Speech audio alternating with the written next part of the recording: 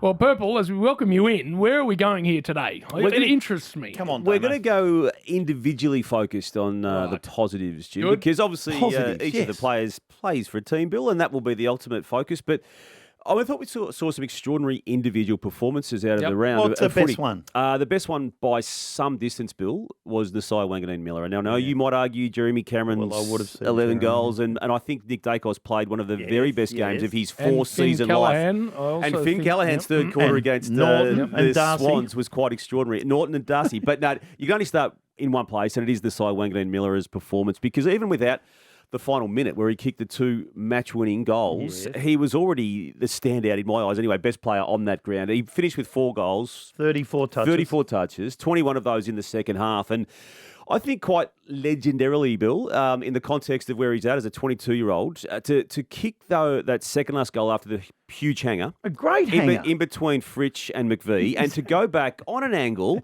to seize that moment. He took a while too. He did. He took his full lot of the time. Yeah, and then as we saw after that, obviously with the breach of the 6-6-6 configurations by the Demons, and the composure to think it through with Marcus Windhager and particularly Ryan Marshall to create the space. And if you look at the down-the-ground vision, which we did it on AFL Today, Jim, through Matty Lloyd. I mean, he asks Caminiti to stay right to the edge to create the space, and then he runs to that space himself. A three-quarter kick.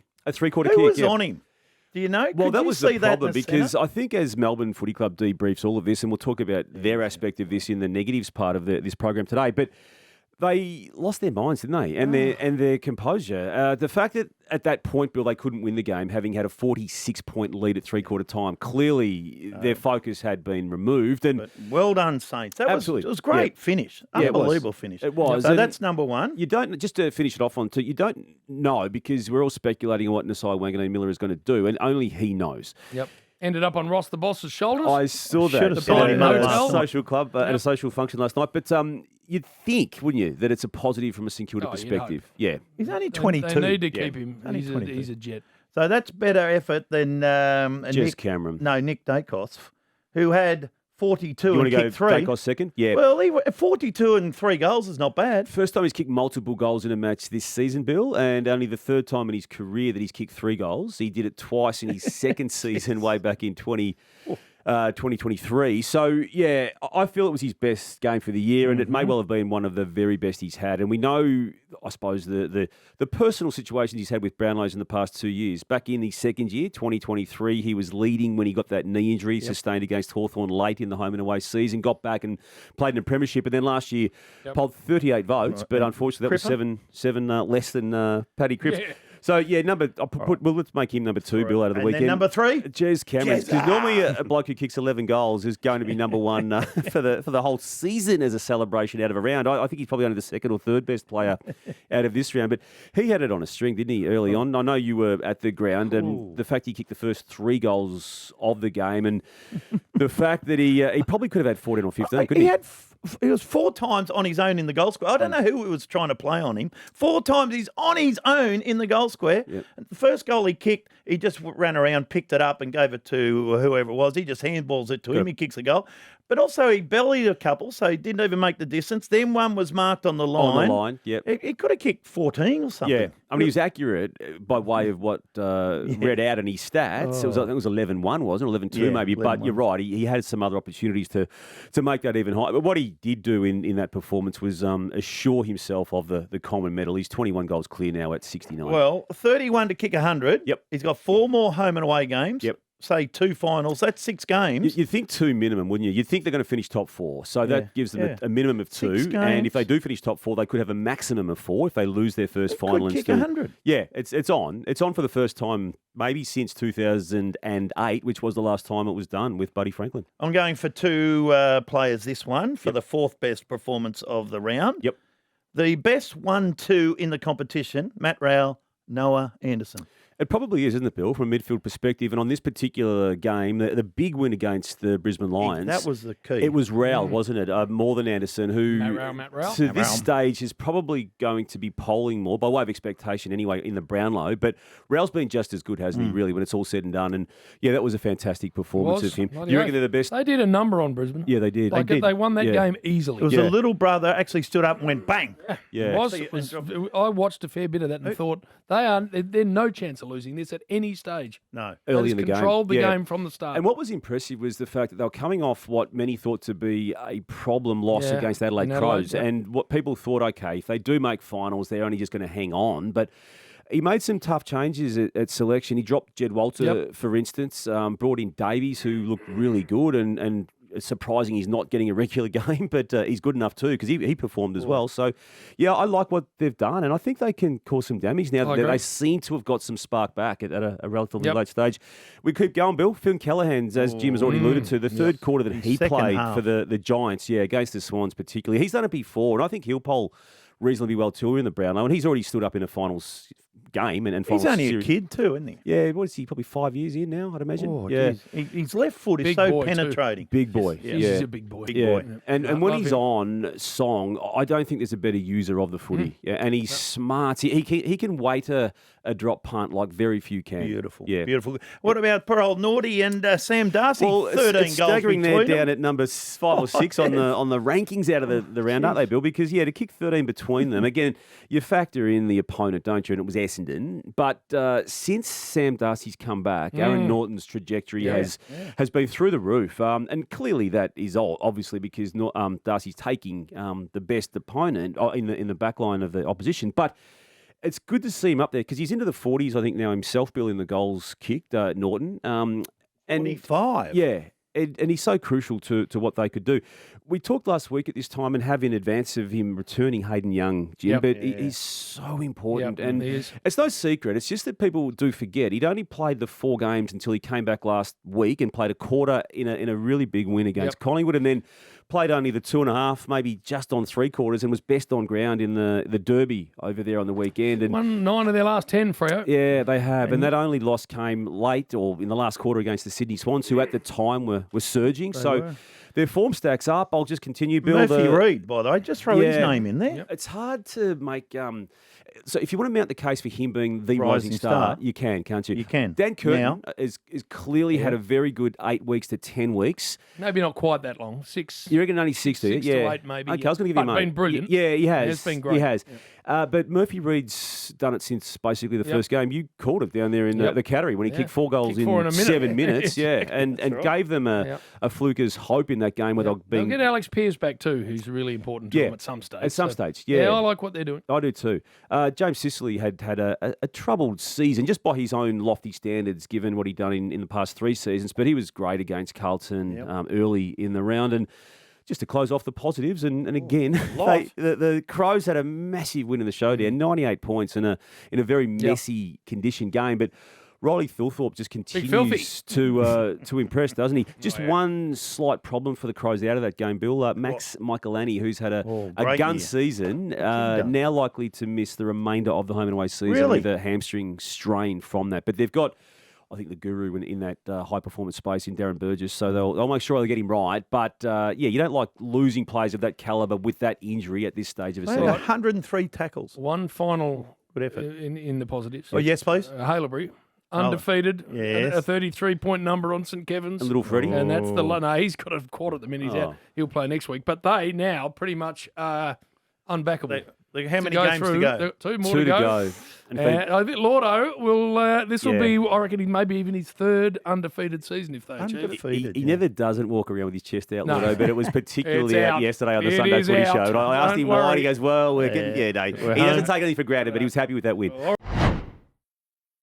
All right, negatives. Where are we starting, Purple? It's a long list. It is a long list. Where do you start? We'll get to the teams in a moment, but we'll continue this individual theme, Jim, and do it through the lens of the GWS team on their captain, Toby Green, who unfortunately for Toby, decided to rough up the head of the Swans' Isaac Heaney in that game on the weekend. And that means he's now going to miss this big game on Thursday night, Bill, against the Western Bulldogs. And it's a... Was there much in that, or is it just unnecessary? Well, I think unnecessary. that word is there wasn't a the heap word. in it, though. I didn't think there was much in it. I think you actually did say... Yeah, I had no issue with it being worthy of one week ban. Oh, did you? So I was more fine for me. I know. And there is a Toby tax, even though everyone says there isn't. Yes. There 100% I don't know. I have a look. I mean, Heaney's on the ground. For those who haven't seen it, his head's exposed. There's another player, remonstrating / tackling him, and then Toby comes in and uses a forearm or his arm onto his head.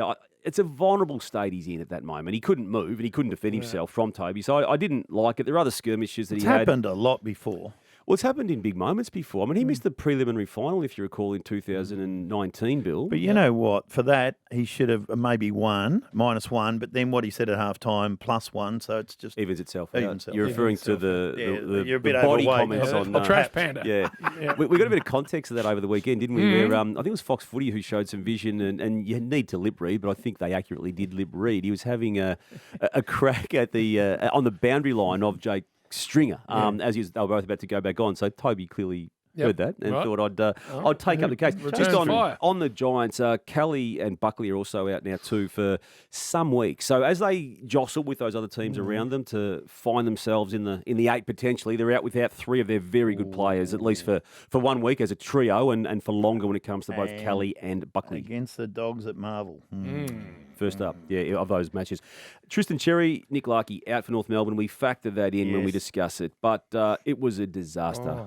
We touched on it from a Jeremy Cameron perspective a few moments ago, but from a North Melbourne losing perspective. And there's 3 occasions now, Jim, in the season where they've conceded 150 points or more. There's, on top of those 3, another 6 occasions where they've conceded 113 or more. So 9 times in total, 113 points or more. And there's been another game, so 10 in total out of the 19 they've played that they've conceded 100 points to an opponent. So nothing is working. I know I say this seemingly every week on this show, and you, maybe rightly so, defend them a bit, but to have only 4 wins in this 3rd season of Alistair Clarkson's coaching, 4.5. Well, it's 4 wins. It's not a win. Yeah, it's 4 wins. And Damo, I'm with you. That's the first time I'd seen him, right? So I thought behind the goals, I was sitting there. I thought I'll have a look at them. Cats were ordinary first quarter, and I think North outscored them in the last quarter. The Cats have played 2 good quarters and beaten them by 100 points. There's no rebuild as I see. There's no game plan. I don't know what they're doing out there. I couldn't believe how bad they were. Yeah. But why is it taking you to round 20 this season to work it out? I've never watched them play a full game because they were playing Geelong. I thought, I'll have a look at this. They got some good players there, got some good kids there. Yeah. But geez, I felt for the supporters.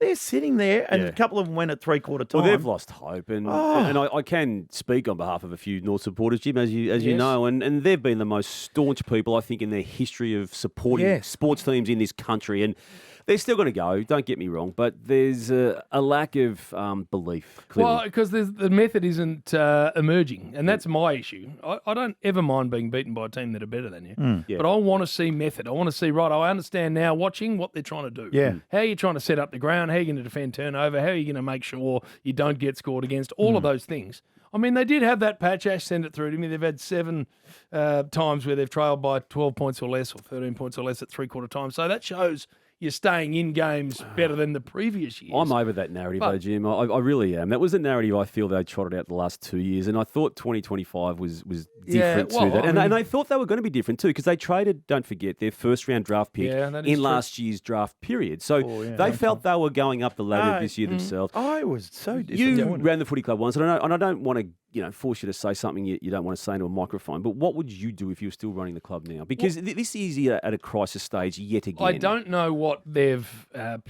placed to the board by way of strategy around footy, but you'd be very interested to see what that was and then measure it against what you're actually seeing, because I have no idea. That's the bit and I'm a fan of Clarko and obviously the club. I want it to be better, but when I look at it, I just don't see on-field method. No. And that's what would worry me if I'm attached. Yeah. But then, Damo, we've said this privately so many times. This season is way too long. It always is. It's a month too long. And what happens when you get to this stage of the year is the bottom 5 or 6 teams just put the flag up the pole. Yeah, and that's probably It's a done. good point to move off North Melbourne and to go to Melbourne. But then you would've- could just say Richmond, they're having a crack and they're a young side, and they seem to be having a crack They each had a week. troublesome 10 weeks prior to those 2 wins in a row and then had Collingwood, which they were competitive Yeah, against. they Well, they were never going to were. win, but they were competitive against, Yeah.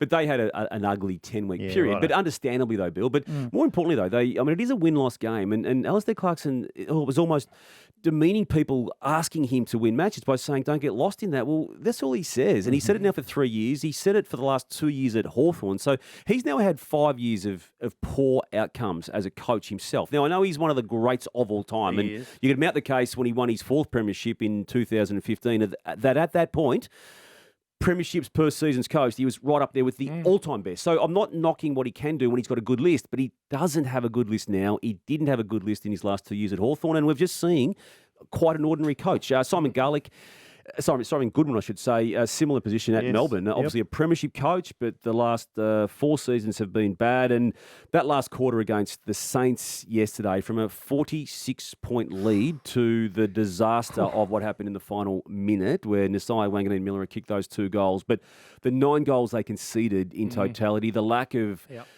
leadership by great Senior leaders. players. Yeah. I mean, Max Especially Gawn late. played really well, but he didn't step up in the last quarter. Poor old Clary just had to kick a point Yeah. there with about 2 minutes to go, kicked it out of bounds. Just little things like that. It just needed a point, Yeah, didn't it? it did. That stage, there would Yeah. have been 7 points 7 up, and it points. would have changed the mindset of the Saints at that stage. But the fact he not just missed the goals, he kicked it on the full and gave the ball straight back. It was, it just And goes then to that show how centre far bounce. he has slumped. And Yeah, that's because they had all the senior players in there, Melbourne. yeah, they did. Yeah, in the wrong positions. Yeah. I mean, I say, Purple, that the bottom 8 teams in the comp this year have all been versions of really disappointing. Yep. So Port Adelaide, yes. You're taking the Swans out of that. I'm giving them I think half- that's fair enough. I'm yeah. giving them half a. Yep. Yeah. But Port Adelaide, Yep. Carlton, Melbourne, St Kilda, Essendon, Richmond, North, and the Eagles Yep. have all been. I mean, I think that's as poorly performed a bottom group Yes. as we've seen in this comp for a while. Certainly in that's fair. relatively recent time. Yeah, I agree. Recent history would suggest that it even goes down to 13 or 14 on the ladder at this 4 rounds Yeah. to go stage of a season with possibility. But for the past even 6 or 7 weeks, there's only been really 9 chances. Maybe 10, maybe 11 if you want to throw Port into it. But they're a mess. And we might as well go to them now. Obviously they got belted by the Crows. They've only got the 8 wins this particular season. And Kenny's worst loss in a showdown. yeah, it was. It was, yeah. I mean, there's 2 schools of thought. Has he protected Josh Carr from this carnage that would have happened had he been coach, or should they have, or should they have made the call last year when they clearly identified 2026 as the season Josh Carter starts? I was supportive of the last year with Kenny, but same. you get to 8 wins, 11 losses. It's probably fair to say it's line ball as to whether it was valid business making. Essendon 93 points to the Western Bulldogs. We don't expect them to win, and they lost another person in They've got Ridley a again. Jordan Ridley. excuse, haven't they? They have got Yeah, good that's players now injured. 16 all out. They can't pick. At least that's some sort of excuse. Yeah. And their backline's been Yeah, decimated. exactly. Yeah, it is. I mean, Reed's out, Mackay's out, and All right, Ridley's so regularly just been out. we need to let you go, but just to back up the point I made, bottom 8 sides have won 7 games of their last 40. That's a good stat. I mean, that's as badly performed Yes, a yep. back part of the ladder as I reckon we've seen Yeah. for a long, long time. And those wins would have been amongst the other teams. Probably in there. against the other teams in there. And Good to that's- see you, mate. Thanks Likewise. for dropping by. All right, I look see you, Damien.